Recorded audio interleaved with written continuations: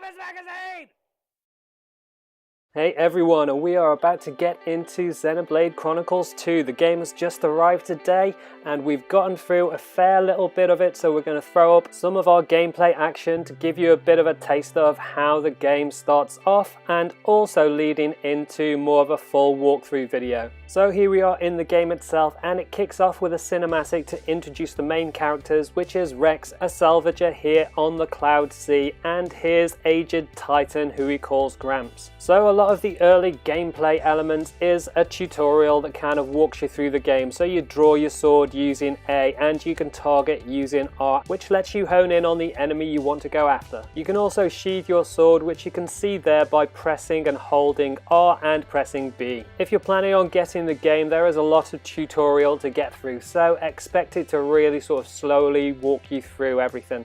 So here it's talking about the automatic attacks, so you don't need to press anything to hit an attack, you just need to walk up to the enemy and your weapon will be striking. So we're going to see that in action now as we take on King Crustip. Yeah dude, you're going down. So we've got the sword out with A and we're just heading up to it, and you can see that Rex is just throwing in some attacks. You can also see its health bar at the top, so you can see how quickly you're doing damage. So it will only attack if you are close enough, so if you move back out of the way you won't do a hit. So we're just getting in the hits and it's moving on to the next part of the tutorial, which is the art. And these are kind of special attacks that unlock once you've built up the power. So there's a little bar going around each of these arts that shows you when they're powered up for you to be able to use it. And this first one is an anchor shot, which will also give you a little HP potion. Now you can see the buttons there, they correspond with the buttons on your keypad, and you'd use the anchor shot by pressing X. The next one down to the left would be Y and the one at the bottom would be B. And you can see here it's kind of talking through the recharge gauge, which refills as you auto attack enemies. So once you've used this once, you'll be able to get it again later on if it's a long battle, if you continue to hit the enemy. So we're going to use this now, and it's just the case of pressing X, which after some faffing we kind of managed to work out. So there you can see the shot is in, and this gives you a HP potion which you'll be able to use to build up your HP back so that you've got more health throughout the rest of the battle. And here it's kind of talking about the art tactics, so when you should use them and how. So for example, if you don't need any HP boost, then there's no point on using this particular art, and it might be a case of saving it for when you need a bit of extra life. So now it's just a case of finishing off King Crustip because he doesn't have a great deal of health left. So we're going to take that on now. So we've got the health boost there, but we didn't massively need it, and we're getting close to finishing him off. So that will be the last few hits here, and that will finish off King Crustip, and that is our first battle won.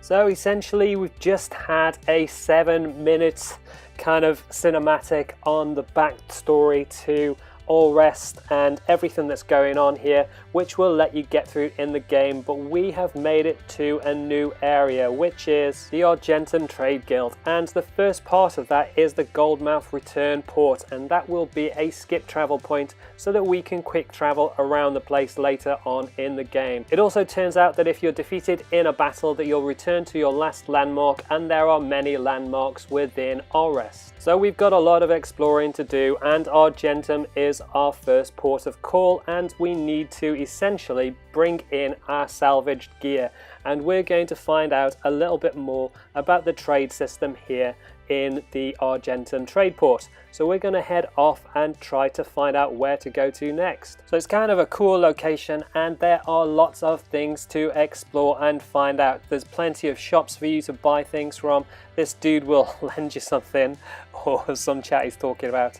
There's people to chat to. It's very similar to locations in The Legend of Zelda, where you get to kind of chat with people, you can buy things, and you can find out certain things to do, as well as getting little quests along the way. So moving on with the main objective, we're going to head on into the Argentum Trade Guild, and that kicks off more of the tutorial in terms of what you can do here. And it starts by explaining the regular view and how you can find your next objective. So there is a compass at the top of the screen which shows you which direction you need to go in to find the next part of your objective. So you can follow this by heading left and right, and you can see that there's a little arrow above and below it which you'll be able to see later on in the game, and you should follow that to be able to find out where you're going to next. There's also environmental information up on the right hand side where the arrow is pointed to, and a mini map up on the right hand side just underneath that, so you can use that to find out where you are and what is around you. And you can also check your current objective by clicking the ZR button, and this will tell you what you're meant to be doing.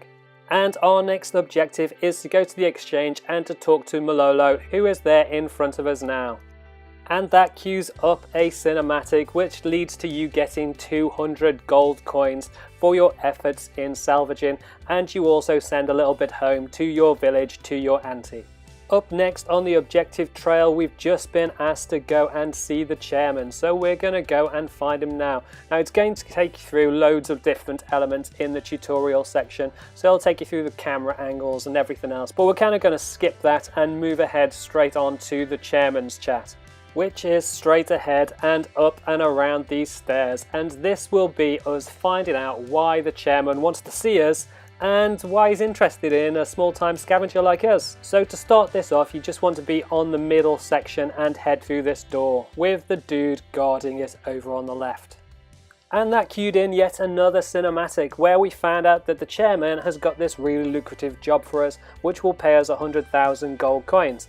In addition to that, we will get 100,000 gold coins when we complete the mission, and it will be heading off on some kind of adventure with this new group of people who we've just befriended. Sort of befriended. They were a bit cold, a bit sinister, so clearly things are going to go a little bit sideways before the end. So now we just need to head back to Gramps to explain the situation to him and get his permission in inverted commas, and he's essentially not going to be okay with this, but you do just about get away. And then we've just got to prepare for the mission itself, where we try to build up our inventory. But as you can see here, Gramps wasn't particularly impressed with the whole thing, but now we've just got to head off and try to get this first quest done, which is getting ready for the mission itself. So clearly we've got a load of money to be able to spend, and we can head into the Argentum Trade Guild to be able to pick stuff up. And the first is at Shinini's Accessories, so we're going to head there next to pick up some new gear, and that will be a part of this side quest that we've just accepted to get the gear that we need to be able to be ready for the expedition.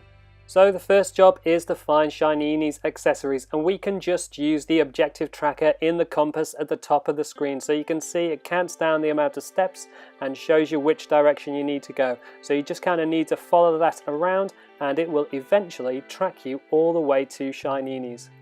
So you'll find it tucked away over here, and when you talk to Shinini, he will tell you that he has got what you talked about before, which turns out to be a new vest for him to wear to go into the Abyss. So you'll be able to buy the Abyss vest here. So you just essentially buy and you go into here and you pay 5,000 gold coins for the Abyss vest. But that's okay, because you've got 100,000 gold coins in the bank, so you can pick that up relatively easily. So once you've got that, you'll kind of have the main things you need to be able to start the mission. However, there are a few other things that you can pick up before you head out. Now, as the tutorial says, the Abyss Vest will give you a HP maximum boost of 24%, so it's a good one to have with you because the next part of this mission is going to get pretty tasty. So the Abyss Vest is really useful, and you can equip accessories in the main menu using the characters and character setup. So following a brief pause where we went and sent a little bit more money back to our aunt, we have now come in contact to Rurui, who is going to give us a bit of information about cylinders, and he's got a cool new cylinder for us to try out, which we're going to run through now, and then you'll be able to use cylinders in the future to be able to winch down underneath the cloud sea to be able to pick up treasure. So we've just been given the special silver cylinder to be able to go to this salvage point and get some treasure. So you just head on up to it and you press the interact to be able to winch down and get some treasure. And following that, you've got to press the button at exactly the right time to be able to get more treasure than you would ordinarily. And this is essentially what we managed to haul up. So you just head over to pick up the treasure. Now sometimes when you interact with crates, you get a little bit of a baddie to face, and we've got one here, and we're just going to take him out because we've only really had one battle as of yet. So we're just going to take our sword out and try to finish off this Morn Crabble. So he doesn't look all that powerful, and we reckon we're going to be able to finish him off pretty easily. So we just kind of head on in, try to avoid its attacks, but that seems not to work all that well, and it seems to be better off just to face a dude down, or to try to get around the back of them so they can't attack you quite so easily. So this one's finished off quite easily, and you can see there we picked up some experience as a result. We're also now free to be able to head over and pick up the rest of our treasure, which adds to our gold deposits up in the right hand corner. So that is the end of that dude, and we're going back to Rurui, who's essentially going to take back our silver cylinder and replace it with 3 normal ones, which we'll be able to use later on in the game. So following that minor detour, we're just heading up to this top level to be able to pick up some food for us to use later on, and these will give you various buffs and improvements to your capabilities, which you can see underneath each one. So you can see that the marine stir fry is probably the most powerful, which gives you minus 4% ether damage taken. So we're just going to pick one of those up and a few of the other items and head around some of the other shops to pick up some other items for us to take on the adventure, and we recommend you kind of do the same because they might come in handy later on. If you've played Zelda the Breath of the Wild, then you'll know that food comes in pretty handy, so it looks like that's going to be a similar situation here. Now that we've got a full tank of food, it's a case of trying to get a bit of a nap. But we're just going to quickly show you that you do take damage if you do too big a drop, so you might want to take care when jumping off big distances. So we need to find the Lodgings, which is on the top floor, so we're going to head up there now. And when you make it up here, it's just simply a case of heading around to the back to Utoto, who is the Lemur in kind of main person. So this is where you can find out that if you stay there, you get to use your bonus XP. And when you take up the Lodgings, you can then level up using your bonus XP. So here you can see Rex is currently level 2 and we can level up to level 3, and that is what we've done now. And now that we're fully rested, we've leveled up and we've got a bit more capabilities in terms of our inventory, we can head on off and start the next part of the objective, which is to meet at the rendezvous point with this dude called Sprain. And that is it. That is the end of our first walkthrough in Xenoblade Chronicles 2. Hopefully it's a good reminder of the tutorial if you've already made it through, and for anybody who's not played the game, it gives you a good idea of what to do. Make sure you subscribe to the channel if you haven't already, and hit that like button. Cheers guys, goodbye.